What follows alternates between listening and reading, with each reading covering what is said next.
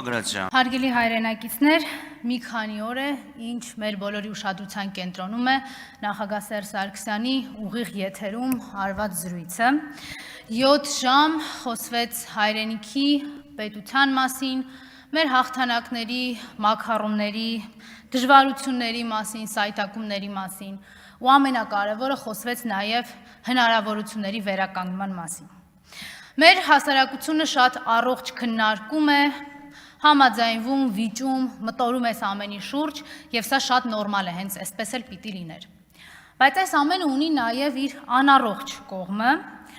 այ օրինակ Նիկոլա Հպատակ իրավապահների անառողջ ուշադրությունը, մի քանի անգամ օրվա մեջ դատարան կանչելով, քննչական կանչելով, ինչ որ մեկը նույնիսկ գիշերը անհանգստությունից չէր քնել,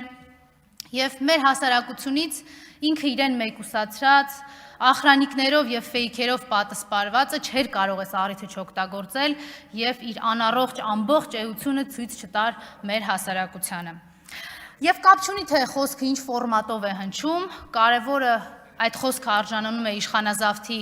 հակադարձմանը, հակադարձ ռեակցիային, մի շատ պարզ պատճառով, որովհետև այդ խոսքը կենթանի ապացույցն ու վկայությունն է դառնում նրա, որ հայկական ինքնությունը չի հաջողվել սպանել, իսկ այդ սպանելու փորձերը ինքը բազմիցս արել է։ Չի կարողանում քաղաքական պատասխան տալ, չի կարողանում իր ցայտնոտը զսպել եւ դրա արդյունքում ավելի նյարդային է դառնում, քանի որ նորից հայ հասարակությունը հիշում է իր բերած ողբերգությունների մասին, իր բերած դավաճանության մասին։ Ցայտնոտն ավելանում է, որովհետև չի կարողանում մոռացության տալ, թե ինչպես էր 44 օր մեր ժողովուրդը ու մեր բանակը անձնազոհաբար պայքարում հանուն մեր բոլորի հայրենիքի։ Ավելի է նյարդայնանում, երբ հիշեցնում են մեր հասարակությանը, թե մինչև իշխանազավթումը քանի տասնյակ միլիարդ դոլարի զենք զինամթերք է ձեռք բերվել Հայաստանի համար, էլ ավելի է նյարդայնանում, երբ հիշում է, որ հայ ժողովրդին հիշեցնում են, որ մինչև իշխանազավթումը հայկական սահմանները անդադար բարելավել են, ինչպես Սերժ Սարգսյանն ասեց, Արարատից մինչև հեռավոր Սյունիքի մարզ։